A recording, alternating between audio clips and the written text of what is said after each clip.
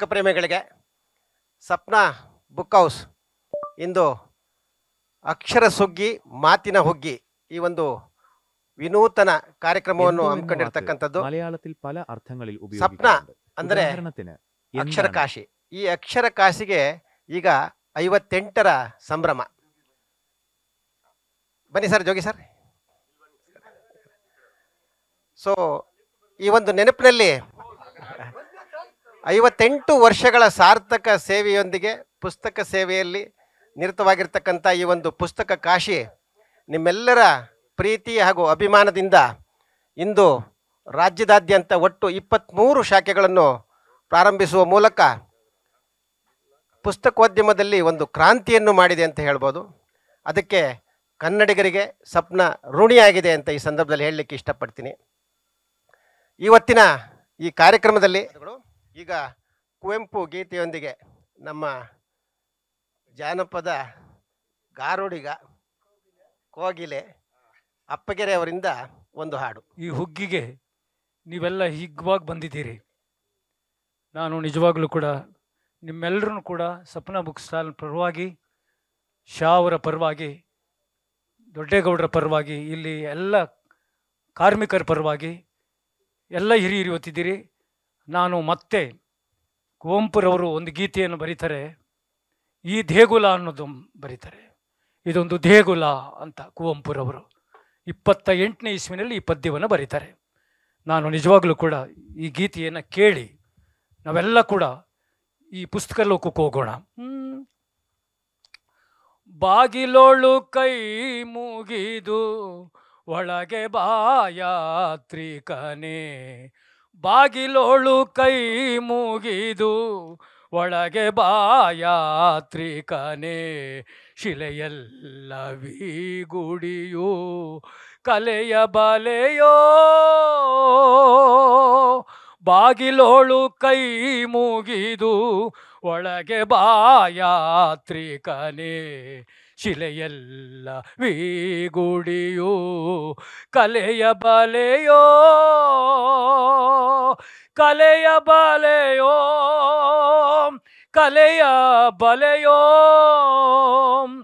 ಕಂಬನಿಯ ಮಾಲೆಯೇನು ಎದೆಯ ಬಟ್ಟೊಳಲಿಟ್ಟು, ಕಂಬನಿಯ ಮಾಲೆಯೇನು ಎದೆಯ ಬಟ್ಟೊಳಲಿಟ್ಟು, ಧನ್ಯತೆಯ ಕುಸುಮಗಳ ಅರ್ಪಿಸಿಲ್ಲಿ, ಧನ್ಯತೆಯ ಕುಸುಮಗಳ ಅರ್ಪಿಸಿಲ್ಲಿ, ಗಂಟೆಗಳ ದನಿಯಿಲ್ಲ ಜಾಗಟೆಗಳಿಲ್ಲ, ಗಂಟೆಗಳ ಧನಿಯಿಲ್ಲ, ಗಂಟೆಗಳ ಧನಿಯಿಲ್ಲ, ಜಾಗಟೆಗಳಿಲ್ಲ, ಕರ್ಪೂರದಾರತಿಯು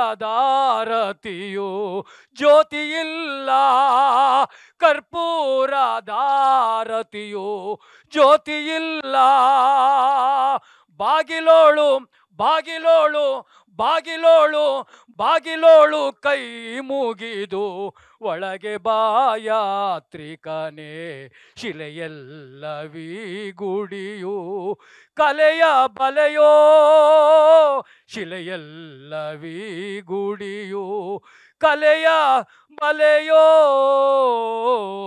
ಕಲೆಯ ಬಲೆಯೋ, ಕಲೆಯ ಬಲೆಯೋ.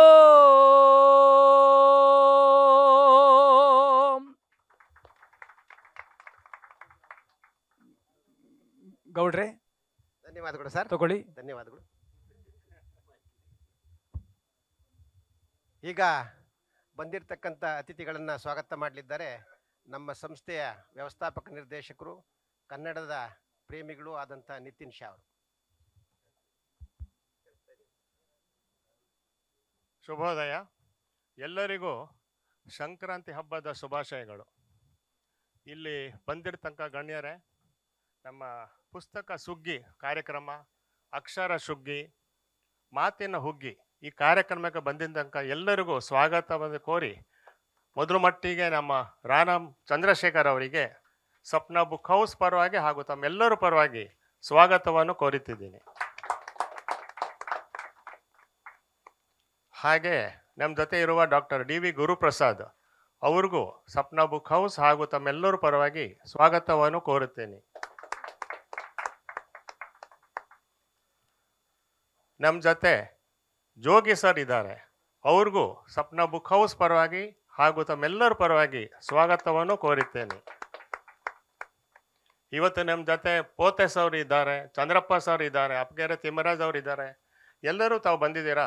ಎಲ್ಲರಿಗೂ ಸ್ವಾಗತವನ್ನು ಮತ್ತೊಮ್ಮೆ ಕೋರಿ ಕಾರ್ಯಕ್ರಮ ಇನ್ನು ಮುಂದುವರಬೇಕಂತ ದೊಡ್ಡೇಗೌಡರಿಗೆ.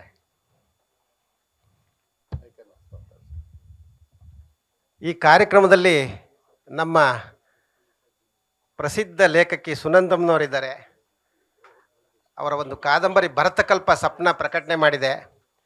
ಅದ್ಭುತವಾದ ಒಂದು ಕಾದಂಬರಿ, ಬಹಳ ಜನಪ್ರಿಯತೆಯನ್ನು ಗಳಿಸಿರ್ತಕ್ಕಂಥ ಕಾದಂಬರಿ ಅಂತ ಈ ಸಂದರ್ಭದಲ್ಲಿ ಹೇಳಲಿಕ್ಕೆ ಇಷ್ಟಪಡ್ತೀನಿ. ಜೊತೆಗೆ ಮಂಜುನಾಥ್ ಅವರಿದ್ದಾರೆ, ಹಾಗೆ ನಮ್ಮ ಚಂದ್ರಪ್ಪನವರಿದ್ದಾರೆ, ಹಾಗೆ ನಮ್ಮೆಲ್ಲ ಪ್ರೀತಿಯ ಲೇಖಕ ಬಂಧುಗಳಿದ್ದಾರೆ. ಸ್ನೇಹಿತರೆ, ಇವತ್ತಿನ ಈ ಕಾರ್ಯಕ್ರಮದ ಬಹುಮುಖ್ಯ ಉದ್ದೇಶ ಅಂತಂತಂದರೆ ಸುಗ್ಗಿ. ಈ ಪುಸ್ತಕ ಸುಗ್ಗಿ ಅಂದರೆ ಏನಪ್ಪ ಅಂತಂತಂದರೆ, ವರ್ಷಪೂರ್ತಿ ಸಪ್ನ ಪ್ರಕಟಣೆ ಮಾಡಿರ್ತಕ್ಕಂಥ ವೈವಿಧ್ಯಮಯ ಕೃತಿಗಳನ್ನು ಈ ಸಂದರ್ಭದಲ್ಲಿ ವಾರ್ಷಿಕೋತ್ಸವವನ್ನು ಆಚರಿಸಿಕೊಳ್ತಕ್ಕಂಥ ಈ ಒಂದು ನಿಟ್ಟಿನಲ್ಲಿ ಅತಿ ಹೆಚ್ಚು ರಿಯಾಯಿತಿಯೊಂದಿಗೆ ಓದುಗರತ್ತ ಪುಸ್ತಕಗಳನ್ನು ಕೊಂಡೊಯ್ಯೋದು ಅಂತ ಎಲ್ಲ ಶಾಖೆಗಳಲ್ಲೂ ಈ ಒಂದು ಪುಸ್ತಕ ಸುಗ್ಗಿ ಕಾರ್ಯಕ್ರಮ ಇರುತ್ತೆ. ವಾರ್ಷಿಕೋತ್ಸವದ ನೆನಪಿನಲ್ಲಿ ಸಪ್ನಾಗೆ ನಾನು ಈಗಾಗಲೇ ಹೇಳಿದಾಗೆ 58ರ ಸಂಭ್ರಮ. ಸೊ ಆ ಒಂದು ನೆನಪಿನಲ್ಲಿ ಸಪ್ನ ತನ್ನೆಲ್ಲ ಓದುಗರಿಗೆ ಈ ಒಂದು ಪುಸ್ತಕ ಸುಗ್ಗಿಯ ಮೂಲಕ ತಮ್ಮ ಹತ್ರ ಪುಸ್ತಕಗಳನ್ನು ಕೊಂಡೊಯ್ತಕ್ಕಂಥ ಒಂದು ವಿನೂತನ ಕಾರ್ಯಕ್ರಮವನ್ನು ಪ್ರತಿ ವರ್ಷ ಮಾಡ್ತಾ ಬಂದಿದೆ. ಈ ಕಾರ್ಯಕ್ರಮಕ್ಕೆ ನಮ್ಮೆಲ್ಲರ ಪ್ರೀತಿಯ ಆಹ್ವಾನದ ಮೇರೆಗೆ ಬಂದಿರತಕ್ಕಂಥ ತಮಗೆ ಬಹಳ ಹೃತ್ಪೂರ್ವಕವಾದ ಧನ್ಯವಾದಗಳು. ಈಗ ಈ ಕಾರ್ಯಕ್ರಮಕ್ಕೆ ಚಾಲನೆಯನ್ನು ಕೊಡಬೇಕು ಅಂತ ನಾನು ನಮ್ಮ ಜೋಗಿ ಸರಲ್ಲಿ ಕೇಳ್ತಾ ಇದ್ದೀನಿ.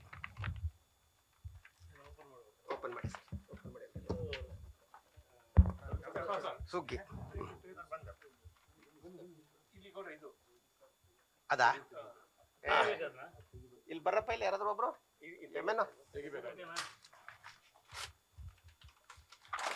ಸರ್, ಗುರುಪ್ರಸಾದ್ ಸರ್, ಈ ಹೂವು ಎಲ್ಲರೂ ಸೇರಿ ಮುಂದೆ ಹಾಕ್ಬೇಕು.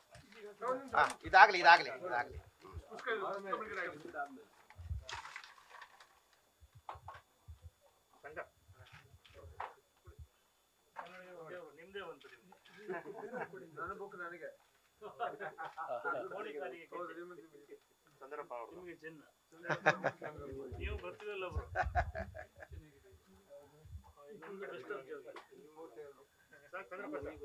ಧನ್ಯವಾದಗಳು ಜೋಗಿ ಸರ್ ಅವರಿಗೆ.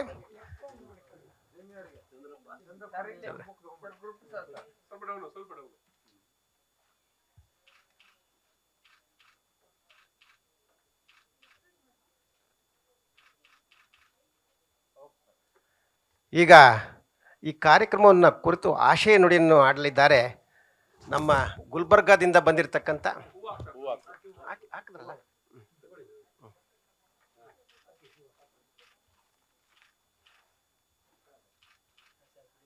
ಗುಲ್ಬರ್ಗಾ ವಿಶ್ವವಿದ್ಯಾಲಯದ ಕನ್ನಡ ಅಧ್ಯಯನ ವಿಭಾಗದ ನಿರ್ದೇಶಕರು ಹಾಗೂ ನಮ್ಮ ನಾಡಿನ ಪ್ರಸಿದ್ಧ ಲೇಖಕರು ಆದಂಥ ಡಾಕ್ಟರ್ H.T. ಪೋತೆ ಅವರು ಆಶಯ ನುಡಿಗಳನ್ನು ಆಡಲಿದ್ದಾರೆ.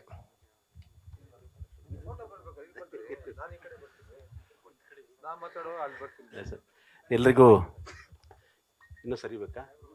ಎಲ್ರಿಗೂ ನಮಸ್ಕಾರ. ಈ ವರ್ಷಕ್ಕೆ ಸಪ್ನಾ ಜೊತೆಗೆ ನನ್ನ 30 ವರ್ಷಗಳ ಸಂಬಂಧ. 95ರ ಇಸ್ವಿಯಲ್ಲಿ ಸಪ್ನಾ ಬುಕ್ ಹೌಸ್ಗೆ ಎಂಟ್ರಿ ಆದೆ.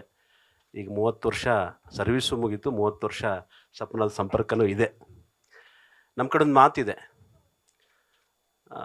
ನನಗಿಂತ ಕಿರಿಯರಿಲ್ಲ, ಶಿವಭಕ್ತರಿಗಿಂತ ಹಿರಿಯರಿಲ್ಲ ಅಂಥೇಳಿ. ಅದನ್ನು ಸಪ್ನಾಕ್ಕೆ ಹೋಲಿಸೋದಾದರೆ, ಸಪ್ನಾಕ್ಕಿಂತ ಕಿರಿಯರಿಲ್ಲ, ಪುಸ್ತಕಗಳಿಗಿಂತ ಹಿರಿಯರಿಲ್ಲ ಅನ್ನೋ ಮಾತು ಹೇಳಿದರೆ ಭಾಳ ಖುಷಿ ಅನಿಸುತ್ತೆ. ಕಿರಿಯರು ಅನ್ನೋದಿಲ್ಲಿ ಚಿಕ್ಕದು ಅನ್ನೋ ಭಾವನೆಯಿಂದಲ್ಲ, ಬಸವಣ್ಣನ ಮಾತಿನಂತೆ ಅದು ಕಿರಿಯರು ಅಂತಕ್ಕಂಥದ್ದು. ನೋಡಿ, ಸುಗ್ಗಿ ನಾವು ಇವತ್ತು ಜನವರಿ ತಿಂಗಳಲ್ಲಿ ಇಡೀ ರಾಜ್ಯದಾದ್ಯಂತ ಸುಗ್ಗಿ ಮಾಡ್ತೀವಿ, ರಾಶಿ ಸಂಗ್ರಹ ಮಾಡ್ತೀವಿ, ಅದನ್ನು ಮನೆ ತುಂಬಿಸ್ಕೊಳ್ತೀವಿ. ಆದರೆ ಈ ಲೇಖಕರು ಬರೆದ ಪುಸ್ತಕವನ್ನು ಸಪ್ನಾ ತನ್ನ ಒಡಲಿಗೆ ಹಾಕ್ಕೊಳ್ತದೆ. ನಮ್ಮೆಲ್ಲ ಲೇಖಕರನ್ನ ಕರೆದು ನಮ್ಮ ಪುಸ್ತಕನ ಪ್ರಿಂಟ್ ಮಾಡಿ ಬೇರೆ ಬೇರೆ ಸಂದರ್ಭ ನಮ್ಮನ್ನು ಕರೆದು ಗೌರವಿಸ್ತಾರೆ. ಸಪ್ನಾ ಕೊಡುಗೆ ಎಷ್ಟು ದೊಡ್ಡದು ಅಲ್ಲಿಕ್ಕೆ ಕಲಬುರ್ಗಿಯ ಅಥವಾ ಬಿಜಾಪುರದ ಕಟ್ಟ ಕಡೆಯ ಹುಡುಗ ನನ್ನಂಥ ಒಬ್ಬ ಮನುಷ್ಯನು ಲೇಖಕನಾಗಿ ಬೆಂಗಳೂರಿನಲ್ಲಿ ತಲೆ ನಿಲ್ಲೋದಂದರೆ ಸಪ್ನಾದ ಕೊಡುಗೆ ಅಂತ ಹೇಳಿ ನಾನು ಭಾವಿಸ್ಕೊಂಡಿದ್ದೇನೆ. ನೋಡಿ, ಪುಸ್ತಕ ನೋಡಲಿಕ್ಕೇ ಎಷ್ಟೋ ಜನ ಬರ್ತಾರೆ, ಇಲ್ಲಿ ಪುಸ್ತಕ ಖರೀದಿ ಮಾಡಲಿಕ್ಕೂ ಬರ್ತಾರೆ. ಸಪ್ನಾದಲ್ಲಿ ಬೆಂಗಳೂರಿಗೆ ಬಂದರೆ ಸಪ್ನಾದಲ್ಲಿ ಹೆಜ್ಜೆ ಇಟ್ಟರೆ ಸಂತೋಷ ಅಂತಕ್ಕಂಥ ಒಂದು ಮಾತು ಅನೇಕರ ಬಾಯಿಂದ ನಾನು ಕೇಳಿದ್ದೀನಿ. ಸೊ ಹಾಗೆ ಸಪ್ನಾ ಇವತ್ತು ಹೊಸ ಹೊಸ ಲೇಖಕರನ್ನು, ಹೊಸ ಹೊಸ ಪ್ರದೇಶದ ಲೇಖಕರನ್ನು ಬೆಳಕಿಗೆ ತರ್ತಾ ಇದೆ. 23 ಮಳಿಗೆಗಳನ್ನು, ಪುಸ್ತಕ ಭಂಡಾರಗಳನ್ನು ನಮ್ಮ ರಾಜ್ಯಕ್ಕೆ, ರಾಜ್ಯದ ಹೊರಗಡೆ ಕೊಟ್ಟಿದೆ ಅಂತಕ್ಕಂಥದ್ದು. ನನಗೆ ಸಪ್ನಾಕ್ಕೆ ಬರುವಾಗ ಸ್ಟೆಪ್ ಏರುವಾಗ 30 ವರ್ಷಗಳ ಕೆಳಗೆ ಭೈರಪ್ಪ ಅವ್ರದ್ದು, ಕುವೆಂಪು ಅವ್ರದ್ದು ಪುಸ್ತಕ ನೋಡ್ಕೊಂಡ್ಬಿಟ್ಟು ಎಷ್ಟು ಮುದ್ರಣ ಕಂಡಿವಪ್ಪ ಇದು ನೋಡಿದಾಗ ಖುಷಿ ನಾವೇ ಯಾವಾಗ ಹೀಗೆ ಬರೋದು ಪುಸ್ತಕ, ನಮ್ಮದು ಯಾವಾಗ ಪ್ರಿಂಟ್ ಆಗೋದಿಲ್ಲ ಅಂತಿದ್ದೆ. ಅದು ಸಪ್ನ ಸಾಕಾರಗೊಳಿಸಿದೆ ನಮ್ಮಂಥ ಅನೇಕ ಲೇಖಕರಿಗೆ. ಭಾಳ ಮುಖ್ಯವಾಗಿ ಕಲ್ಯಾಣ ಕರ್ನಾಟಕದಲ್ಲಿ ಇರೋದ್ರಿಂದ ಸಪ್ನ ಕಳೆದ 5-6 ವರ್ಷಗಳಿಂದ ಕಲ್ಯಾಣ ಕರ್ನಾಟಕ ಸುಮಾರು ಪ್ರತಿ ವರ್ಷ ಒಂದು 10-12 ಲೇಖಕರಿಗೆ ಅವಕಾಶ ಕೊಡ್ತಾ ಇದೆ. ಇಲ್ಲಿ ಧರ್ಮ ಇಲ್ಲ, ಜಾತಿ ಇಲ್ಲ, ಯಾವುದೂ ಇಲ್ಲ. ಇಲ್ಲಿ ನಾನೊಂದು ಸಾರಿ ಆಳಂದಲ್ಲಿ ಭಾಷಣ ಮಾಡ್ತಿರ್ಬೇಕಾದ್ರೆ ಪಂಪ ಜೈನ ಸಮುದಾಯದ ಎಲ್ಲ ಜನರು ಬಂದು ಪಂಪ ನಮ್ಮ ಸಮುದಾಯ ಅಂತ ಹೇಳ್ತಾ ಇದ್ರು, ಗುಜರಾತಿಂದ ಬಂದ ಅನೇಕರು. ಆದರೆ ಅವ್ರಿಗೆ ಯಾರಿಗೆ ಕನ್ನಡ ಬರಲ್ಲ. ನಾನು ಭಾಷಣ ಮಾಡ್ತಾ ಹೇಳಿದೆ, ಪಂಪನ ಸಮುದಾಯದಿಂದ ನೀವು ಬಂದಿರಬಹುದು, ಬಟ್ ಕನ್ನಡದ ಸಮುದಾಯದಿಂದ ನೀವು ಬಂದಿಲ್ಲ ಅಂತ ಹೇಳ್ತಾ ಇದ್ದೆ ನಾನು. ಆದರೆ ಗುಜರಾತ್ ನೆಲದಿಂದ ಬಂದು ಎಲ್ಲರೂ ಭಾಳ ಸಲ ಹೇಳಿದ್ದೀವಿ ಇದನ್ನು, ಕನ್ನಡವನ್ನು ಮಡಿಲಿಗೆ ಹಾಕ್ಕೊಂಡು ಕನ್ನಡದ ಲೇಖಕರ ಪುಸ್ತಕಗಳನ್ನ ಮುದ್ರಣ ಮಾಡ್ತಾ ಕನ್ನಡದ ಸೇವೆ ಮಾಡ್ತಾ ಇದ್ದಾರಲ್ಲ ಸಪ್ನಾದ ಮಾಲೀಕರು, ವ್ಯವಸ್ಥಾಪಕ ನಿರ್ದೇಶಕರು, ಆ ಇಡೀ ಕುಟುಂಬಕ್ಕೆ ನಾವೆಲ್ಲರೂ ಅಭಿನಂದಿಸಬೇಕಾದಂಥ ಸಂದರ್ಭ ಇದು ಅಂತ ನಾನು ಭಾವಿಸ್ಕೊಂಡಿದ್ದೇನೆ. ಇವತ್ತು ಅಚಾನಕ್ಕಾಗಿ ನಾನು ನಿನ್ನೆ ಕಾರ್ಯನಿಮಿತ್ತ ಬಂದಿದ್ದೆ. ಗೌಡ್ರು ಮತ್ತು ಶಹಾ ಅವರು, ದೊಡ್ಡೇಗೌಡರು ನಮ್ಮನ್ನು ಕರೆದು ಗುರುಗಳೇ ಈ ಕೆಲಸ ಮಾಡಬೇಕು ಅಂತ ಹೇಳಿ 2 ನಿಮಿಷ ಮಾತಾಡಲಿಕ್ಕೆ ಅವಕಾಶ ಕೊಟ್ಟರು. ಸೊ ನನಗೆ ಖುಷಿ ಆಗೋದೇನೆಂದರೆ, ತಬ್ಬಲಿ ಲೇಖಕರಾದಂಥವ್ರು ಕಲ್ಯಾಣ ಕನ್ನಡ ಈ ವರ್ಷ ಮಲ್ಲೆಪ್ರಮ ಅವತ್ತು ಹೇಳಿದ್ದಾರೆ 11 ಜನ ಲೇಖಕರಿಗೆ ಹೊಸ ಬಡ್ಡಿಂಗ್ ರೈಟರ್ಸ್ಗೆ ಅವಕಾಶ ಕೊಟ್ಟಿದೆ. ಹಾಗೆ ಬೇರೆ ಬೇರೆ ಲೇಖಕರು ಇಲ್ಲಿ ಬಂದು ಬರೀತಾ ಇದ್ದಾರೆ. ಮತ್ತು ಇಂಥ ದೊಡ್ಡ ದೊಡ್ಡ ಲೇಖಕರ ಜೊತೆ ಆ ಪುಸ್ತಕ ಮಾರಾಟ ಆಗ್ತಾ ಇದೆ. ಸೊ ಆ ಹಿನ್ನೆಲೆಯಲ್ಲಿ ಈ ಸಪ್ನಾ ಕನ್ನಡಿಗರಿಗಾಗಿ ಡಿಸ್ಕೌಂಟ್ ಕೊಡ್ತಾ, ಅದು ಡಿಸ್ಕೌಂಟ್ 10ರಿಂದ ಹಿಡ್ಕೊಂಡು 50%ವರೆಗೂ ಇದೆ. ಇವತ್ತು ನನಗೆ ಯಾರು ಮೇಡಮ್ ಹೇಳ್ತಾ, ಸುನಂದಮ್ಮ ಹೇಳ್ತಾ ಇದ್ರು, ಇವತ್ತು ಡಿಸ್ಕೌಂಟ್ ಜಾಸ್ತಿ ಇದೆ, ಪುಸ್ತಕ ಖರೀದಿ ಮಾಡೋಕ್ಕೆ ಬಂದಿದ್ದೀನಿ ನಾನು ಅಂತ ನನಗೆ ಹೇಳ್ತಾ ಇದ್ರು ಅವರು. ಅಂದರೆ ನೋಡಿ, ನಮಗೆ ಎಷ್ಟು ಖುಷಿ ಆಗುತ್ತೆ ನಮ್ಮ ಪುಸ್ತಕ ನಾವು ತೊಗೊಂಡು ಹೋಗೋದು. ನಿನ್ನೆ ನನಗೆ ತಿಮ್ಮರಾಜ್ ಅವ್ರು ಕೇಳ್ತಾ ಇದ್ದು, ನಾನು ನಿನ್ನೆಲ್ಲ ಪುಸ್ತಕ ಬೇಕು ಅಂದ್ರೆ ಖುಷಿಯಿಂದ ನನಗೆ ಅದೇ ಪರ್ಸೆಂಟೇಜ್ಗೆ ನಾನೆಲ್ಲ ಪುಸ್ತಕ ಅವ್ರಿಗೆ ಕೊಟ್ಟೆ ಒಂದು ಸೆಟ್ ತೊಗೊಂಡು. ಸೊ ಇದು ಸಪ್ನಾದ ಕೊಡುಗೆ ಅಂದ್ಕೊಳ್ಳೋದು ನಾನು. ಸೊ ಸಪ್ನಾ ಒಂದು ಜೀವಸತ್ವ ಇದ್ದ ಹಾಗೆ, ಸಪ್ನಾ ಕನ್ನಡದ ಒಂದು ತಂತು ಇದ್ದ ಹಾಗೆ. ನಮ್ಮಂಥ ಲೇಖಕರಿಗೆ ಹೆಚ್ಚು ಬದುಕಿಸಲಿಕ್ಕೆ, ಹೆಚ್ಚು ದಿನ ಉಳಿಲಿಕ್ಕೆ, ಒಂದು ನಾವು ಸಮೃದ್ಧಿ ಶಾಂತಿಯನ್ನು ಕೊಡಲಿಕ್ಕೆ ಸಪ್ನಾ ಹೆಚ್ಚು ಕೆಲಸ ಮಾಡ್ತಾ ಇದೆ. ಆ ನಿಟ್ಟಿನಲ್ಲಿ ದೊಡ್ಡೇಗೌಡರು ಕೂಡ ಕನ್ನಡದ ಕೊಂಡಿಯಾಗಿ ಕೆಲಸ ಮಾಡ್ತಾ ಇದ್ದಾರೆ. ಅವರಿಗೂ ಕೂಡ ನಾವು ಅಭಿನಂದಿಸಬೇಕು. ಇಷ್ಟು ಹೇಳಿ ನನ್ನ ಮಾತು ಮುಗಿಸ್ತಾ ಇದ್ದೀನಿ. ನಮಸ್ಕಾರ. ಧನ್ಯವಾದಗಳು ಸರ್. ನೀವು ಹೇಳಿದಾಗೆ ನಾವು ಹೇಳಬೇಕಾಗಿದ್ದ ಕೆಲವು ಅಂಶಗಳನ್ನು ನೀವು ಹೇಳಿಬಿಟ್ರಿ. ಸೊ ರಿಯಾಯಿತಿ ಬಗ್ಗೆ ಹೇಳಬೇಕು ಅಂತಂದರೆ, ಸಪ್ನದ ಎಲ್ಲ ಶಾಖೆಗಳಲ್ಲೂ ಫೆಬ್ರವರಿ 9ನೇ ತಾರೀಕುವರೆಗೂ 50% ಅಪ್ ಟು 50% ಅಂತ 10%, 20%, 25%, 30%, 50%ವರೆಗೂ ರಿಯಾಯಿತಿ ಇದೆ ಅಂತ ಹೇಳಲಿಕ್ಕೆ ಭಾಳ ಇಚ್ಛೆ ಇದೆ. ಜೊತೆಗೆ ಕಾಂಬೋ ಆಫರ್ ಕೂಡ ಮತ್ತೊಮ್ಮೆ ಬಿಟ್ಟಿದ್ದೀವಿ ಸಪ್ನ ಪ್ರಕಟಣೆಗಳಿಗೆ ಮಾತ್ರ. ಆಸಕ್ತ ಓದುಗರು ದಯಮಾಡಿ ಈ ಒಂದು ಇದರ ಸದುಪಯೋಗ ಪಡಿಬೇಕು ಅಂತ ನಾನು ಈ ಸಂದರ್ಭದಲ್ಲಿ ಕೇಳ್ತಾ ಇದ್ದೀನಿ. ಜೊತೆಗೆ ಮುಂದೆ ನಮ್ಮ ರಾನಂ ಚಂದ್ರಶೇಖರ್ ಸರು ಬರವಣಿಗೆಯ ಪಕ್ವತೆಗೆ ಅಧ್ಯಯನದ ಮಹತ್ವ ಈ ಕುರಿತು ಒಂದು 5 ನಿಮಿಷ ತಾವು ಮಾತಾಡಬೇಕು ಅಂತ ತಮ್ಮಲ್ಲಿ ಮನವಿ ಮಾಡಿಕೊಳ್ತಾ ಇದ್ದೀನಿ.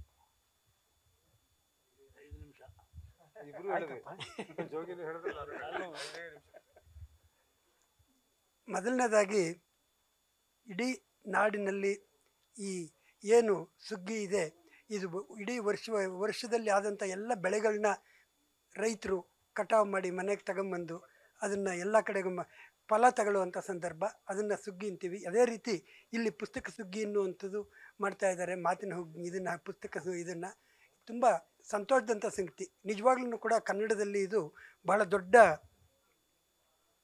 ಬೆಳೆಗಳು ಬರ್ತಾ ಇದೆ. ವರ್ಷಕ್ಕೆ 8,000 ಪುಸ್ತಕಗಳು ಬರುತ್ತೆ. ಅದರಲ್ಲಿ ಈ ನನಗೆ ಹೇಳಿರುವಂಥ ವಿಚಾರ ಇದೆಯಲ್ಲ, ಅಧ್ಯಯನದ ಅಗತ್ಯತೆ ಏನು ಅಗತ್ಯ ಅನ್ನುವಂಥದ್ದು ಅದು ಭಾಳ ಮಹತ್ವದ್ದು. 8,000 ಪುಸ್ತಕಗಳಲ್ಲಿ ಗಟ್ಟಿಯ ಕಾಳುಗಳು ಮಾತ್ರ ಉಳ್ಕೊಳ್ತವೆ, ಉಳಿದಿಲ್ಲ. ಅಧ್ಯಯನದ ಬಗ್ಗೆ ತುಂಬ ಕಷ್ಟ. ಯಾವುದೇ ಒಂದು ವಿಷಯವನ್ನು ತಿಳ್ಕೊಳ್ಳೋದಲ್ಲೇ, ಅಧ್ಯಯನ ಮಾಡೋದಲ್ಲೇ ನಾವು ಬರೆಯೋಕ್ಕಾಗಲ್ಲ. ಬರೆದ್ರೆ ಆ ಪುಸ್ತಕಗಳು ಉಳಿಯೋದಿಲ್ಲ. ನಾವು ಯಾವುದೇ ಒಂದು ಪುಸ್ತಕಗಳು ಉಳಿಬೇಕಾದ್ರೆ ಮೂಲಭೂತವಾಗಿ ಅಧ್ಯಯನ ಅನ್ನುವಂಥ ತುಂಬ ಅಗತ್ಯವಾಗ್ತದೆ. ಅದಕ್ಕೆ 2-3 ಮಾತು ಹೇಳ್ತೀನಿ ಅಷ್ಟೇ. ಡಾಕ್ಟರ್ ಎಂ ಚಿದಾನಂದ ಮೂರ್ತಿಯವರು 66ರಲ್ಲಿ ಶಾಸನಗಳು ಒಂದು ಸಾಂಸ್ಕೃತಿಕ ಅಧ್ಯಯನ ಅನ್ನುವಂಥ ಒಂದು ಪುಸ್ತಕವನ್ನು ಬರೆದರು. ಅದಕ್ಕೆ ಅವರು 3 ವರ್ಷಗಳ ಅಧ್ಯಯನ ಮಾಡಿ ಬರೆದಂಥ ಪುಸ್ತಕ. ಇವತ್ತಿಗೂ ಕೂಡ ಯಾರೇ ಒಂದು ನಿಬಂಧ ಅಂದರೆ PhD ಅನ್ನು ಮಾಡಬೇಕಾದ್ರೆ ಅವ್ರ ಹತ್ರಕ್ಕೆ ಯಾರು ಹೋದಾಗ ಮೊದಲಿಗೆ ಹೇಳುವಂಥದ್ದು, ಹೋಗಿ ನೀವು ಚಿದಾನಂದ ಮೂರ್ತಿಯವರ ಪುಸ್ತಕವನ್ನು ನೋಡಿ ಅಂಥೇಳಿ. ಅಂದರೆ ಯಾವುದೇ ನಾವು ಅಧ್ಯಯನ ಮಾಡುವಂಥದ್ದು ತುಂಬ ಅಗತ್ಯ ಇರ್ತದೆ. ಯಾವ ಪುಸ್ತಕಗಳು ಅಧ್ಯಯನ ಮಾಡಿ ಇರ್ತದೋ ಅದು ಬಹಳ ದಿನಗಳು ಉಳ್ಕೊಂಬರ್ತದೆ. ಅದು ಬೇರೆದಕ್ಕಿಂತ ನಂದೊಂದು ಚಿಕ್ಕ ಉದಾಹರಣೆಯನ್ನು ಹೇಳ್ತೀನಿ. ನಾನು HCLನಲ್ಲಿ ಕೆಲಸ ಮಾಡ್ತಿದ್ದವನು. ಪುಸ್ತಕ ಬರೀಬೇಕು ಅಂತ ನಾನು ಶುರು ಮಾಡಿದಾಗ ಚಿದಾನಂದ ಮೂರ್ತಿಯವರು ಹೇಳಿದರು, ಕ್ಷೇತ್ರ ಕಾರ್ಯ ಮಾಡು ನೀನು ಅಂತೇಳಿ. ಕ್ಷೇತ್ರ ಕಾರ್ಯವನ್ನು ಮಾಡಿ ನಾನೊಂದು ಪುಸ್ತಕವನ್ನು ಬರೆದೆ, ಕನ್ನಡ ಹೋರಾಟಗಳು ಒಂದು ನೋಟ ಅಂಥೇಳಿ. ಅದರ ವಿಸ್ತರಿಸಿ ಈ ಒಂದು ಕನ್ನಡ ಡಿಂಡಿಮ ಅನ್ನುವಂಥ ಒಂದು ಪುಸ್ತಕವನ್ನು ಬರೆದಿದ್ದೀನಿ. ತಾವು ಇಂಟರ್ನೆಟ್ಟಲ್ಲಿ ನೋಡಿದ್ರೆ ಗೊತ್ತಾಗುತ್ತೆ. ಬೆಳಗಾವಿಯಲ್ಲಿ ಈ ಪುಸ್ತಕವನ್ನು ದಸರಾ ಅಲ್ಲಿ ಏನು ಆಯುಧ ಪೂಜೆ ದಿನ ಈ ಪುಸ್ತಕವನ್ನು ಪೂಜೆ ಮಾಡ್ತಾರೆ. ಇದು 3 ಮುದ್ರಣಗಳನ್ನ ಬಂದಿದೆ. ಆದರೆ ಇದಕ್ಕೆ ನಾನು 10 ವರ್ಷಗಳು ನಿರಂತರವಾಗಿ ಅಧ್ಯಯನ ಮಾಡಿ ಆ ಪುಸ್ತಕವನ್ನು ಬರೆದಿದ್ದೀನಿ. ಇದು ಸೃಜನಾತ್ಮಕತೆ ಜೋಗಿ ಅಂಥವ್ರಿಗೆ ನನ್ನ ಮಾತು ಅಪ್ಲೈ ಆಗುತ್ತಾ? ಆದರೆ ಜೋಗಿ ಓದ್ತಾ ಇರಬೇಕು. ಆದರೆ ನಮಗೊಂದೇ ಒಂದು ಭಯ ಆಶ್ಚರ್ಯ ಆಗೋದೇನು ಅಂತ ಹೇಳಿದ್ರೆ, ಜೋಗಿ ನಾವು ಕಣ್ಣು ಬಿಡೋದ್ರಲ್ಲಿ ಒಂದು ಪುಸ್ತಕ ಬರೆದುಬಿಟ್ಟಿರ್ತಾರೆ. ಆದರೆ ಅವ್ರ ಅಧ್ಯಯನ ಎಷ್ಟು ದೊಡ್ಡದು ಅನ್ನೋದನ್ನು ನೀವು ಅವರು ಜಾನಕಿ ಅನ್ನುವಂಥ ಹೆಸರಿನಲ್ಲಿ ಅಲ್ಲಿ ಬರೆದಿರುವಂಥದ್ದು ಅನೇಕ ನೋಡಿದ್ದೀರ. ಜೋಗಿ ಯಾರೇ ಅಧ್ಯಯನ ಮಾಡದೆ ಹೋದರೆ ಪುಸ್ತಕಗಳು ಈಗ ಇತ್ತೀಚಿನ ದಿನಗಳಲ್ಲಿ ಒಂದು ಇದಿದೆ, ಈ ಕಂಪ್ಯೂಟ್ರ್ ಬಂದ್ಬಿಟ್ಟು ಅಧ್ಯಯನ ಏನು ಅಂತ ಹೇಳಿದ್ರೆ ಗೂಗಲ್ ಟ್ರಾನ್ಸ್ಲೇಷನ್ನು ಬಂದಿದೆ. ಆಮೇಲೆ ಮೆಟೀರಿಯಲ್ಲು ಇರ್ತದೆ. ಕೆಲವರು ದೊಡ್ಡಗೌಡರಿಗೆ ನನಗೆ ಗೊತ್ತು ಅಂಥವ್ರು 85 ಪುಸ್ತಕ ಒಂದು ವರ್ಷಕ್ಕೆ. ಅದಾದಮೇಲೆ ಇನ್ನು ಮುದ್ರಣ ಆಗಿಲ್ಲ ಅವು.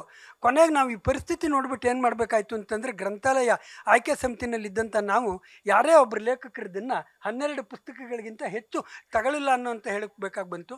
ಇಲ್ಲಿ ಈಗ ಅಧ್ಯಯನ ಮಾಡಿದಂಥ ಪುಸ್ತಕಗಳು ಮಾತ್ರ ಉಳಿತವೆ ಅನ್ನೋದಕ್ಕೆ ನಾನು ಕೆಲವು ಮಾತುಗಳು ಹೇಳಿದ್ದೀನಿ.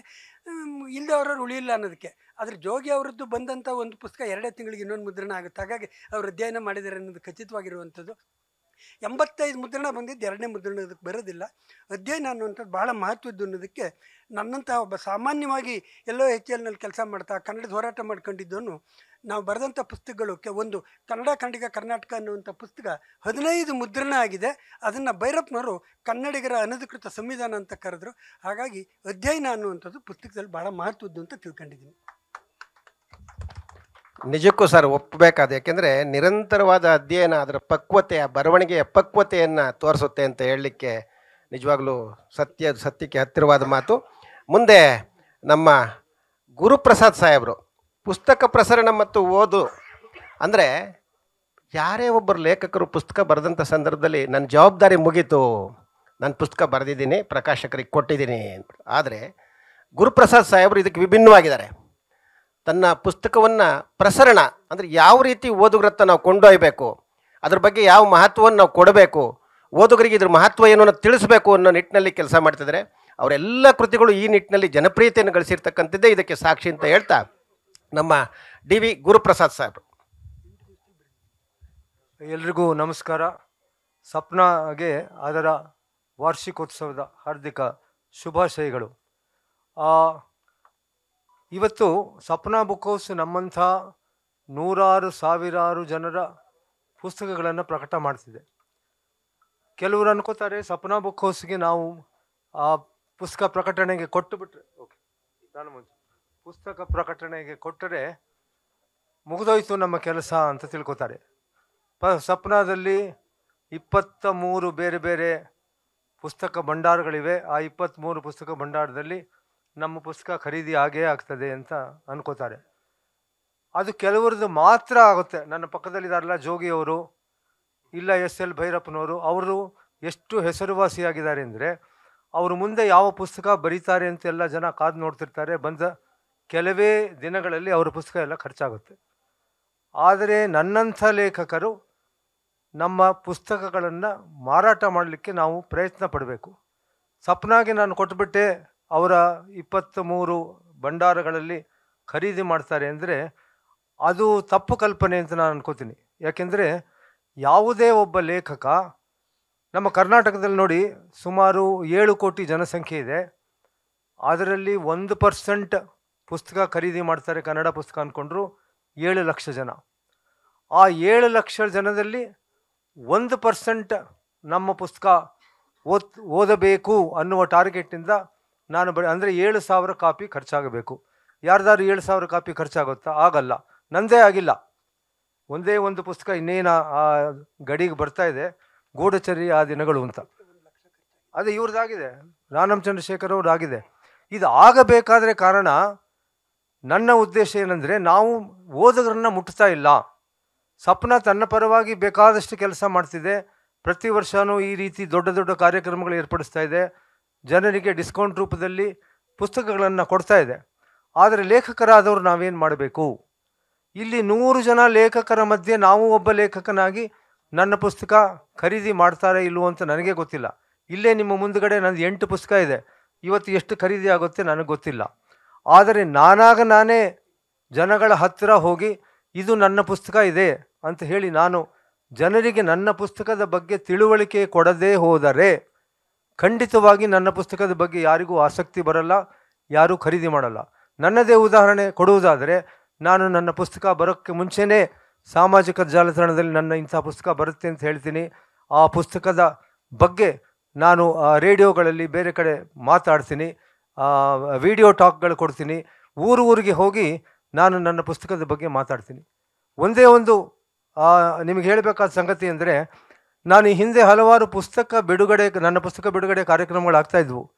ಆ ಪ್ರತಿಯೊಂದು ಕಾರ್ಯಕ್ರಮದಲ್ಲಿ 30ಕ್ಕಿಂತ ಹೆಚ್ಚು ಪುಸ್ತಕ ಖರ್ಚಾಗ್ತಿರಲಿಲ್ಲ.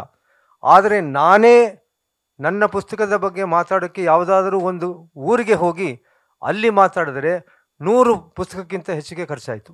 ಮೊನ್ನೆ ನಾನು ಸೆಪ್ಟೆಂಬರ್ ತಿಂಗಳಲ್ಲಿ ಶಿವಮೊಗ್ಗಕ್ಕೆ ಹೋಗಿದ್ದೆ. ಶಿವಮೊಗ್ಗದಲ್ಲಿ ನನ್ನ ಪುಸ್ತಕಗಳ ಬಗ್ಗೆ ಮಾತಾಡಿದೆ. ಸುಮಾರು 200 ಪುಸ್ತಕ ಖರ್ಚಾಯಿತು. ಬರೀ ನಾನೊಂದು ಮಾತಾಡಿದ್ದಕ್ಕೆ ಖರ್ಚಾಯಿತು. ಇದು ಯಾಕೆ ಹೇಳ್ತಿದ್ದೀನಿ ಅಂದರೆ, ಒಬ್ಬ ಲೇಖಕನ ಜವಾಬ್ದಾರಿ ಅವನ ಪುಸ್ತಕಗಳು ಓದಬೇಕು ಅಂತ. ನಾವು ಬರೆಯೋದು ಜನ ಓದಲಿಕ್ಕೆ ಅಂತ ಪುಸ್ತಕ ಬರೀತೀವಿ. ಜನ ಓದದೆ ಅದು ಬರೀ ಆ ಪುಸ್ತಕ ಮಳಿಗೆಗಳಲ್ಲಿ ಶೆಲ್ಫ್ಗಳ ಮೇಲೆ ಇದ್ದರೆ ನಾವು ಬರೆದಿದ್ದ ಪ್ರಯೋಜನವೇ ಇಲ್ಲ. ಬರೀ ಎಲ್ಲೋ ಬರದೆ ಸಪ್ನ ಪಬ್ಲಿಷ್ ಮಾಡ್ತು ಅಂತ ಅದ್ರ ಪ್ರಯೋಜನವೇ ಇಲ್ಲ. ನಮ್ಮ ಪುಸ್ತಕಗಳು ಜಾಸ್ತಿ ಜನರು ಓದಲಿಕ್ಕೆ ಲೇಖಕ ಪ್ರಯತ್ನ ಪಡಬೇಕು. ಈಗಾಗಲೇ ನಮ್ಮ ಚಂದ ಪುಸ್ತಕದ ವಸುಧೇಂದ್ರ ಹೇಗೆ ಮಾಡ್ತಾರೆ, ತಮ್ಮ ಪುಸ್ತಕ ಖರ್ಚಾಗಲಿ ಅಂತ ಊರಿಗೆ ಹೋಗಿ ಈ ಸಲನೇ ಅವ್ರದ್ದು ರೇಷ್ಮೆ ಬಟ್ಟೆ ಪುಸ್ತಕಕ್ಕಾಗಿ ಇಡೀ ಕರ್ನಾಟಕ ಸುತ್ತಕೊಂಡು ಬಂದು ಅವರು ಮಾಡಿದ್ರು.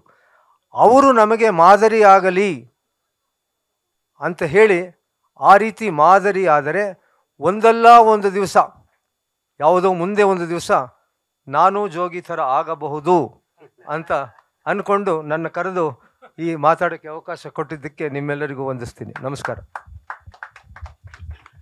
ಧನ್ಯವಾದಗಳು ಸರ್. ಎಲ್ಲರೂ ಜೋಗಿ ಥರನೇ ಆಗಬೇಕು ಅಂತ ಎಲ್ರಿಗೂ ಆಸೆ ಇದೆ. ಆದರೆ ಆಗ್ತೀವೋ ಏನು ಅಂತ ಪ್ರಯತ್ನ ಮಾಡೋಣ. ಧನ್ಯವಾದಗಳು ಸರ್.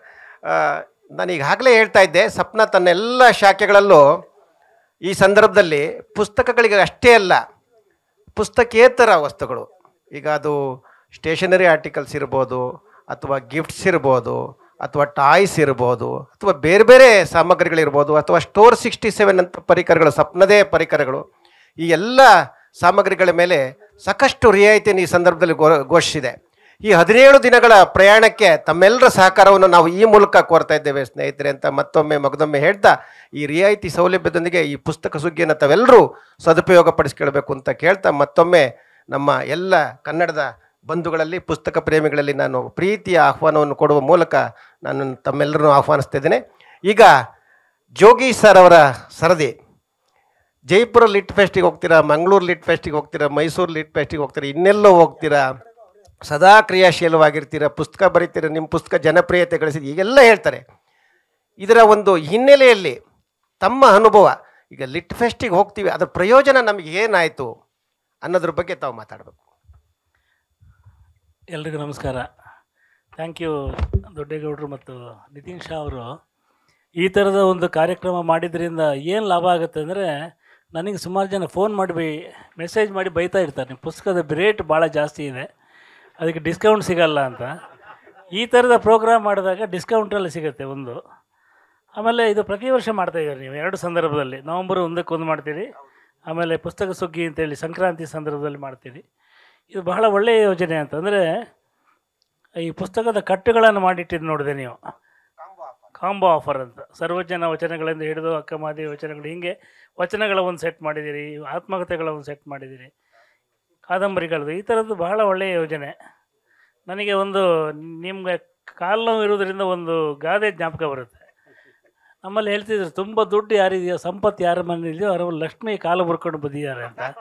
ಸೊ ಎಲ್ಲಿ ಪುಸ್ತಕ ಇದೆಯೋ ಅಲ್ಲಿ ದೊಡ್ಡೇಗೌಡರು ಕಾಲು ಮುರ್ಕೊಂಡು ಬಿದ್ದಿದ್ದಾರೆ ಅದು ಇವತ್ತು. ಅವರು ಇದ್ದಲ್ಲಿ ಪುಸ್ತಕ ಇರುತ್ತೆ. ಒಂದು ನನ್ನ ಜೊತೆಗೆ ಇವತ್ತು ಇವರೆಲ್ಲ ಇಬ್ಬರು ದುಡ್ಡು ಸುಳ್ಳು ಹೇಳಿದ್ದಾರೆ, ನಾನು ಭಯಂಕರ ಮಾರಾಟಗಾರ ಅಂತ, ಜಾಸ್ತಿ ಪುಸ್ತಕ ಮಾಡ್ತೀನಿ ಅಂತ. ಹಾಗೇನಿಲ್ಲ, ನಾನು DB ಗುರುಪ್ರಸಾದ್ ಅವರ ಪುಸ್ತಕಗಳು ಬಹಳ ಮಾರಾಟ ಆಗ್ತವೆ. ನಾನು ನೋಡಿದ್ದೀನಿ, 10-15 ಮುದ್ರಣ ಕಂಡಿದ್ದು ನೋಡಿದ್ದೀನಿ. ಆಮೇಲೆ 3 ವಿಭಿನ್ನ ಬಗೆಯ ಲೇಖಕರಿದ್ದಾರೆ. ಇವರು ಕನ್ನಡದ ಬಗ್ಗೆ, ಕನ್ನಡಕ್ಕೆ ಏನು ಕೆಲಸ ಆಗಬೇಕು ಅದನ್ನು ಬರೀತಾರೆ. DB ಗುರುಪ್ರಸಾದ್ ಅವರು ತಮ್ಮ ಅನುಭವ ಕಥನಗಳನ್ನು ಬರೀತಾರೆ. ಅವರು ಇಷ್ಟು ವರ್ಷ. ಪೋತೆಯವರು ಚರಿತ್ರೆಯನ್ನು ಇಟ್ಕೊಂಡು, ಇತಿಹಾಸವನ್ನು ಇಟ್ಕೊಂಡು ಸ್ವಲ್ಪ, ಆಮೇಲೆ ವೈಯಕ್ತಿಕ ಜೀವನವನ್ನು ಇಟ್ಕೊಂಡು ಅದರ ಬಗ್ಗೆ ಬರೀತಾರೆ. ಹೀಗೆ ಅಂದರೆ ವಿಭಿನ್ನವಾದ ರೀತಿಯಲ್ಲಿ. ಆಮೇಲೆ ಅಪ್ಪಗೆರೆ ತಿಮ್ಮರಾಜವರು ಬಂದಿದ್ದಾರೆ, ನಮ್ಮ ಆತ್ಮೀಯರು. ಸೊ ಹೀಗೆಲ್ಲ ಒಂದು ಕನ್ನಡದ ಮನಸ್ಸಿರುವ ಹೊತ್ತಲ್ಲಿ ಇವರು ಕೇಳಿದ ಪ್ರಶ್ನೆಗೆ ನಾನು ಕೆಲವೇ ನಿಮಿಷಗಳು ಉತ್ತರ ಕೊಡ್ತೀನಿ. ಯಾಕಂದರೆ ತುಂಬ ಹೊತ್ತು ದೊಡ್ಡೇಗೌಡರನ್ನು ನಿಲ್ಲಿಸೋಕ್ಕೆ ನನಗೆ ಇಷ್ಟ ಇಲ್ಲ. ನಾನು ಈಗ ಕೇರಳದಲ್ಲಿ KLF, ಕೇರಳ ಲಿಟ್ ಫೆಸ್ಟ್ ಅಂತ ನಡೀತಿದೆ ಕೋಳಿಕೋಡೆಯಲ್ಲಿ, ಕ್ಯಾಲಿಕಟ್ಟಲ್ಲಿ. ಅದು ಎಲ್ಲಿ ನಡೀತಿದೆ ಅಂದರೆ ಸಮುದ್ರದ ಬದಿಯಲ್ಲಿ ನಡೀತದೆ. ಅಲ್ಲಿ ಒಂದು 30,000-45 ಸಾವಿರ ಜನ ಪ್ರತಿದಿನ ಇರ್ತಾರೆ. ಎಲ್ಲ ಭಾಷೆಯ ಪುಸ್ತಕಗಳಿರ್ತವೆ. ತಮಿಳಿನ 60%, ಮಲಯಾಳಂನ ಗೋಷ್ಠಿಗಳು 60%, ಉಳಿದ 40% ಗೋಷ್ಠಿಗಳು ಇಂಗ್ಲೀಷಲ್ಲಿ ನಡೀತವೆ. ಆಮೇಲೆ 9 ವೇದಿಕೆಯಲ್ಲಿ ನಡೀತಾ ಇರುತ್ತೆ. ಅಲ್ಲಿ ಬೇರೆ ಬೇರೆ ದೇಶದ, ವಿದೇಶದ ಬೇರೆ ಬೇರೆ ಲೇಖಕರು ಬಂದು ಮಾತಾಡ್ತಾರೆ ಅಲ್ಲಿ. ಹಾಗೆ ನಾಡ್ದು 30ನೇ ತಾರೀಕಿಂದ ಫೆಬ್ರವರಿ 1ನೇ ತಾರೀಕು ತನಕ ಜೈಪುರ್ ಲಿಟ್ ಫೆಸ್ಟ್ ಅಂತ ನಡೆಯುತ್ತೆ, ಜೈಪುರದಲ್ಲಿ. ಅಲ್ಲಿ ಸುಮಾರು 250 ಮಂದಿ ಅಂತಾರಾಷ್ಟ್ರೀಯ ಮತ್ತು ರಾಷ್ಟ್ರೀಯ ಕನ್ನಡದಲ್ಲೂ ಕೆಲವರು ಹೋಗ್ತಾರೆ, ಲೇಖಕರು ಬಂದು ಅಲ್ಲಿ ಗೋಷ್ಠಿಗಳನ್ನ ಮಾಡ್ತಾರೆ. ಅಲ್ಲೂ ಒಂದು 8 ವೇದಿಕೆ ಇರುತ್ತೆ. ಎಲ್ಲ ಗೋಷ್ಠಿಗಳು 3/4 ಗಂಟೆ ಅದು. ಅಲ್ಲಿ ಯಂಗ್ಸ್ಟರ್ಸ್ ಇರ್ತಾರೆ. ಬಟ್ ಇಲ್ಲೆಲ್ಲ ಒಂದು ಕಾಮನ್ ವಿಷಯ ಏನಂದರೆ, ನೀನಲ್ಲಿ ಮಾತಾಡಬೇಕಿದ್ರೆ ನೀನೊಂದು ಪುಸ್ತಕ ಬರೆದಿರಬೇಕು ಅಂತ. ಅವರು ಆ ಪುಸ್ತಕದ ಬಗ್ಗೆ ಮಾತಾಡಬೇಕು. The subject is the book. ಅಲ್ಲಿ ಬಂದು ಹರಟೆ ಹೊಡೆಯೋಂಗಿಲ್ಲ, ಏನೇನೋ ಮಾತಾಡೋಂಗಿಲ್ಲ. ಹೀಗಾಗಿ ಅಲ್ಲಿಗೆ ಹೋದಾಗ ನಾವು ಹೇಗೆ ಒಂದು ಪುಸ್ತಕದ ಮಧ್ಯೆ ಇದ್ದು ಕೂಡ ಕೂಪಮಂಡುಕಗಳಾಗಿ ಬಾವಿಯೊಳಗಿನ ಕಪ್ಪೆ ಥರ ಇರ್ತೀವೋ, ಅಲ್ಲಿ ಹೋದಾಗ ಒಂದು ಹೊಸ ಒಂದು ಜಗತ್ತು ನಾವು ಕಣ್ಣ ಮುಂದೆ ತೆರ್ಕೊಳ್ಳುತ್ತೆ ಅಂತ. ಈಗ ನಾನು ಗೆಳೆಯ ಒಂದು ಬುಕ್ ಕಳಿಸಿದ್ದ, ಯು ದ ನಾವೆಲ್ ಅಂತ, ಮುಕುಂದನ್ ಅಂತ ಹೇಳಿ ಒಬ್ಬರು ಬರೆದಿರೋದು, ಮಲಯಾಳಮಲ್ಲಿ, ಇಂಗ್ಲೀಷ್ಗೆ ಅನುವಾದ ಆಗಿದೆ ಅದು. ಈ ಥರದ ಪುಸ್ತಕಗಳು ಸಿಕ್ಕಬೇಕಿದ್ರೆ ಅಲ್ಲಿ ಹೋಗಬೇಕದು. ನನ್ನ ಗೆಳೆಯರೆಲ್ಲ ಹೋಗಿದ್ದಾರೆ, ನಾನು ಈ ಸಲ ಹೋಗ್ಲಿಕ್ಕಾಗಲಿಲ್ಲ. ಅಲ್ಲಿ ಹೋಗಿ ಅವ್ರ ಜೊತೆ ಒಡನಾಡಿ ಹೇಗೆ ನಮ್ಮ ಓದನ್ನು ವಿಸ್ತಾರ ಮಾಡ್ಕೋಬೋದು, ಏನು ಹೊಸ ಜಗತ್ತಲ್ಲಿ ಹೊಸದಾಗಿ ಏನು ನಡೀತಿದೆ, ಹೊಸ ಲೇಖಕರು ಯಾರು ಬರ್ತಿದ್ದಾರೆ, ನಾವೇ ಶ್ರೇಷ್ಠ ಅಂದ್ಕೊಂಡು ಇಲ್ಲಿ ಇದ್ದರೆ ನಮಗಿಂತ ಚೆನ್ನಾಗಿ ಹೇಗೆ ತರುಣರು ಬರೀತಿದ್ದಾರೆ. ಭಾಳ ಯಂಗ್ಸ್ಟರ್ಸ್ 18-20. ಹಾಂಗ್ಕಾಂಗಿಗೆ ಈ ಸಲ ನೊಬೆಲ್ ಬಂತಲ್ಲ, she is very Young. So ಈ ಥರದವ್ರು ಹೇಗೆ ಹೊಸ ಹೊಸ ಥರದ ಕಾದಂಬರಿಗಳನ್ನ ಬರೀತಿದ್ದಾರೆ. ಆಮೇಲೆ ಹೇಗೆ ಅವರು ರಾಷ್ಟ್ರೀಯ ಸಮಸ್ಯೆಗಳನ್ನು, ತನ್ನ ಹೊಸ ಆಧುನಿಕ ಜಗತ್ತಿನಲ್ಲಿ ತನ್ನನ್ನು ಕಾಡುವಂಥ ಪ್ರಶ್ನೆಗಳನ್ನು ಹೇಗೆ ತಮ್ಮ ನಾವೆಲ್ ಮೂಲಕ, ಅಂದರೆ ಸೃಜನಶೀಲ ಪ್ರಕ್ರಿಯೆ ಅಂತ ಹೇಳ್ತೀವಲ್ಲ, ಆ ಸೃಜನಶೀಲ ಪ್ರಕ್ರಿಯೆಯಲ್ಲಿ ನಮ್ಮ ಇವತ್ತಿನ ಬಿಕ್ಕಟ್ಟುಗಳನ್ನು ಮೀರೋದು ಭಾಳ ಮುಖ್ಯ. ನಾವು ಫೇಸ್ಬುಕ್ಕಲ್ಲಿ ಎಷ್ಟು ಚರ್ಚೆ ಮಾಡಿದ್ರು ಅಥವಾ ವೇದಿಕೆಯಲ್ಲಿ ಎಷ್ಟು ಜಗಳ ಆಡಿದ್ರು ಅದಲ್ಲಿಗೆ ಬಿದ್ದು ಹೋಗುತ್ತೆ. ಅಲ್ಲಿ ಯಾರು ಇರ್ತಾರೋ ಅವ್ರು ಕೇಳಿಸ್ಕೋತಾರೆ, ಆಮೇಲೆ ಏನೋ ಒಂದು ಪುಟ್ಟ ಜಗಳ ಅಂತೇಳಿ ಅದನ್ನು ಮರೆತು ಬಿಡ್ತಾರೆ. ಅದೇ ಒಂದು ಕೃತಿಯಲ್ಲಿ ಪ್ರಕಟವಾದಾಗ ಅದು ಕಾಲಾಂತರದಲ್ಲಿ ಉಳಿದು ಬಿಡುತ್ತೆ ಅಂತ. ನಿಮಗೆ ಇವತ್ತು ಸಂಸ್ಕಾರ ಕಾದಂಬರಿ ತೊಗೊಂಡ್ರೆ ಅದರ ಬಿಕ್ಕಟ್ಟು ಏನು ಅಂತ ಅದನ್ನು ಓದೋರಿಗೆ ಎಲ್ಲರಿಗೂ ಗೊತ್ತಿರುತ್ತೆ. ಅಥವಾ ದೇವನೂರು ಮಹಾದೇವರ ಕುಸುಮಬಾಲ ತಗೊಂಡ್ರೆ ಅದರ ಒಂದು ಸನ್ನಿವೇಶ ನಮ್ಮ ಕಣ್ಣ ಮುಂದಿರುತ್ತೆ. ಹೀಗಾಗಿ ನಮ್ಮನ್ನು ಪ್ರಭಾವಿಸುವಂಥ ಸಂಗತಿ, ಪ್ರಭಾವಿಸುವಂಥ ಚರ್ಚೆಗಳು ಪುಸ್ತಕವನ್ನು ಇಟ್ಟುಕೊಂಡು ಆಗಬೇಕು ಅಂತ ಹೇಳೋದು ಲಿಟ್ ಫೆಸ್ಟ್ಗಳ ಉದ್ದೇಶ. ಹೀಗಾಗಿ ನೀವೆಲ್ಲ ಹೋಗಿ ಲಿಟ್ ಫೆಸ್ಟಿಗೆ, ಅವರು Kerala lit fest is almost free. ಅದು ನೀವು ಅದರ ಮೊದಲೇ ಬುಕ್ ಮಾಡಿದರೆ ಟ್ರೈನಲ್ಲಿ ಹೋದರೆ ಒಂದು 4,000ದಲ್ಲಿ ಅಲ್ಲಿ 4 ದಿನ ಇದ್ದು ಬರ್ಬೋದು. ಅದು ಅಂದರೆ ಇಡೀ ಹೊಸ ಜಗತ್ತು ಕೊಟ್ಬಿಡುತ್ತೆ. ಇಡೀ ದಿನ ಕೆಲಸ ಮಾಡ್ತೀವಿ, ಇದೇ ಜಗತ್ತಲ್ಲಿ ಇರ್ತೀವಿ. ಅಲ್ಲಿ ಹೋಗಿ 4 ದಿನ ಇದ್ದಾಗ ನಮ್ಗೆ ಗೊತ್ತಿಲ್ಲದ ಲೇಖಕರನ್ನ ಭೇಟಿ ಆಗೋದು, ಅವ್ರು ಏನು ಮಾತಾಡ್ತಾರೆ ಅಂತ ತಿಳ್ಕೊಳ್ಳೋದು, ಅವರ ಮೈಂಡ್ ಇದೆಯಲ್ಲ, ಅವರ ಒಂದು ಕ್ರಿಯೇಟಿವ್ ಮೈಂಡ್, ಅದನ್ನು ನಮ್ಮದಂಗೆ ಮಾಡ್ಕೊಳ್ಳೋದು, ಅಲ್ಲಿಯ ಆಹಾರವನ್ನು ಸೇವಿಸೋದು. ಫುಡ್ ಫೆಸ್ಟಿವ್ ಅಂದರೆ ಜೈಪುರ್ ಲಿಟ್ ಫೆಸ್ಟ್ ಅಂದರೆ 3 ಅದು. ಒಂದು ಮ್ಯೂಸಿಕ್ಕು, ಒಂದು ಫುಡ್ಡು, ಒಂದು ಬುಕ್. ಮೂರನ್ನು ಸೆಲೆಬ್ರೇಟ್ ಮಾಡ್ತಾರೆ. ಅದ್ಭುತವಾದ ಗಾಯಕರು ಬಂದು ಹಾಡ್ತಾ ಇರ್ತಾರೆ ಅಲ್ಲಿ. ಆಮೇಲೆ ನಾನು ಹೈಯೆಸ್ಟ್ ನೋಡಿದ್ದಂದರೆ ಅವರಲ್ಲಿ 75% ಯಂಗ್ಸ್ಟರ್ಸ್ ಆಗಿರ್ತಾರೆ ಅಲ್ಲಿ ಬರೋವರು. ಎಲ್ಲ ಒಂದು 18ರಿಂದ 25 ವರ್ಷ ವಯಸ್ಸಿನವ್ರು ಬಂದು ಅವರು ಕಾವ್ಯದ ಪುಸ್ತಕವನ್ನು ಓದಿ ಪ್ರಶ್ನೆಗಳನ್ನು ಕೇಳಿ ಅಲ್ಲಿ ಯಾರು ಮಾತಾಡ್ತಾರೋ ಅವ್ರ ಹತ್ರ, ಈ ರೀತಿಯ ಒಂದು ಹೊಸ ಜಗತ್ತಿದೆ ಅಲ್ಲಿ. ನಾನು ಇದನ್ನು ಮಂಗಳೂರು ಲಿಟ್ ಫೆಸ್ಟಿಗೆ ಹೋದಾಗ ನೋಡಿದೆ, ಮೈಸೂರು ಲಿಟ್ ಫೆಸ್ಟಲ್ಲಿ ನೋಡಿದೆ, ಕಳೆದ ತಿಂಗಳು ಬೆಂಗಳೂರು ಲಿಟ್ ಫೆಸ್ಟ್ ಆಗಿತ್ತು. ಸೊ ಇದು ಬಹುಶಃ ನನಗೆ ಒಂದು ಕಡೆ ಸಾಹಿತ್ಯ ಸಮ್ಮೇಳನಗಳು ನಡೀತಾ ಇರ್ತವೆ, ಅದಕ್ಕೆ ಅದರ ವಿಸ್ತರಣೆಯಾಗಿ ಮತ್ತು ಅದರ ಒಂದು ಹೊಸತನವಾಗಿ ಈ ಲಿಟ್ ಫೆಸ್ಟ್ಗಳು ಆರಂಭ ಆಗಿವೆ. ಬಹುಶಃ ಎಲ್ಲ ಕಡೆ ಶುರು ಆಗ್ಬೋದು ಇದು ನಾವು ಹಾಸನ ಸಾಹಿತ್ಯೋತ್ಸವ ಅಂತ ಒಂದು ಮಾಡಿದ್ವಿ ಮೊನ್ನೆ ಇತ್ತೀಚೆಗೆ. ಸೊ ಈ ಥರದ ದಾವಣಗೆರೆಯಲ್ಲಿ ಒಂದೇನೋ ನಡೀತಾ ಇದೆ. ಹೀಗೆ ಬೇರೆ ಬೇರೆ ಕಡೆ ಇದು ಆರಂಭ ಆಗಿದೆ. So this is the next ಜನ್ರೇಷನ್ನ ಒಂದು ಸಾಹಿತ್ಯೋತ್ಸವ ಅಂತ ಅನಿಸುತ್ತೆ. ದಯವಿಟ್ಟು ಹೋಗಿ, ಅಲ್ಲಿ ಬಹಳ ಅದ್ಭುತವಾದ ಅನುಭವ ಕೊಡುತ್ತೆ ನಿಮಗದು. ಆಮೇಲೆ 4 ದಿನ ಕಳೆದು ಹೋಗ್ಬಿಡ್ತೀರಿ ನೀವು ಈ ಸಾಹಿತ್ಯದ ಜಗತ್ತಲ್ಲಿ. ಹೊಸದಾಗಿ ಬಂದಾಗ ನಿಮಗೆ ಹೊಸ ಚೈತನ್ಯ ಇರುತ್ತೆ ನಿಮ್ಮ ಮಧ್ಯೆ. ಸೊ ಅದಕ್ಕೆ ಹೋಗಿ ಅಂತ ಹೇಳಿ ನಾನು ನಿಮ್ಮಲ್ಲಿ ವಿನಂತಿ ಮಾಡಿಕೊಳ್ತಾ, ಈ ಅವಕಾಶಕ್ಕಾಗಿ ಇಬ್ಬರು ನಿತಿನ್ ಶಾ ಅವರು, ಒಂದು ದೊಡ್ಡೇಗೌಡರು, ಇಬ್ಬರು ಸೇರಿಕೊಂಡು ಈ ಕಾರ್ಯಕ್ರಮ ಮಾಡಿದ್ದೀರಿ. ನಿಮ್ಮಿಬ್ಬರಿಗೂ ವಂದನೆಗಳು ಹೇಳ್ತೀನಿ. ನಮಸ್ಕಾರ. ಧನ್ಯವಾದಗಳು ಸರ್. ಮಾಹಿತಿ ತುಂಬ ಚೆನ್ನಾಗಿತ್ತು, ಏಕೆಂದರೆ ಕೆಲವರಿಗೆ ಬೇಕಾಗಿತ್ತು ಅದು ಅಂತ, ಅದಕ್ಕೆ ನಿಮಗೆ ಆ ಪ್ರಶ್ನೆ ನಾನು ಕೇಳಬೇಕಾಯಿತು. ಸೊ ಇನ್ನೊಂದು ಮಹತ್ವದ ವಿಚಾರವನ್ನು ತಮ್ಮ ಮುಂದೆ ಹೇಳಲೇಬೇಕು. 1967ರಲ್ಲಿ ಸುರೇಶ ದಂಪತಿಗಳು ಈ ಸಪ್ನ ಬುಕ್ ಹೌಸ್ನ ಪ್ರಾರಂಭ ಮಾಡ್ತಾರೆ. ಇಲ್ಲಿಗೆ 58 ವರ್ಷ ಆಗ್ತಾಯಿದೆ. ಈ ಸಂದರ್ಭದಲ್ಲಿ ನಾವು ಅವ್ರನ್ನ ನೆನಲೇಬೇಕು, ಏಕೆಂದರೆ ಅವರು ಒಂದು ಹಾಕಿಕೊಟ್ಟ ಬುನಾದಿ, ಆ ತಳಹದಿ, ಆ ತಳಪಾಯ ಏನಿತ್ತು, ಇವತ್ತು ಅದು ಬಹಳ ಭದ್ರವಾಗಿ ನಮಗೆ ಕೋಟೆಯನ್ನು ಕಟ್ಟಿಕೊಟ್ಟಿದೆ. ನಿಜವಾಗಲೂ ಆ ಮಹಾತ್ಮನಿಗೆ ನಾವು ನೆನಲೇಬೇಕು. ಈ ಸಂದರ್ಭದಲ್ಲಿ ಒಂದು ಪ್ರೀತಿಯ ಚಪ್ಪಾಳೆ ಮೂಲಕ ಅವರಿಗೆ ಒಂದು ನೆನೆಯೋಣ. ಬಂದಿದೆ.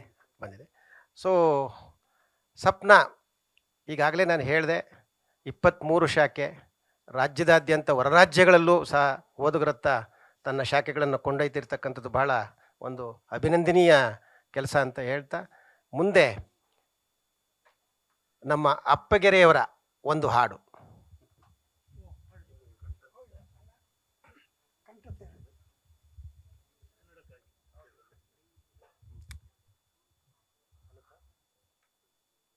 ಇಂಥ ಸಂಕ್ರಾಂತಿ ಹಬ್ಬದಲ್ಲಿ ನಮ್ಮ ಹಳ್ಳಿಯನ್ನು ನಾವು ನೆನಪಿಸ್ಕೊಳ್ಬೇಕು.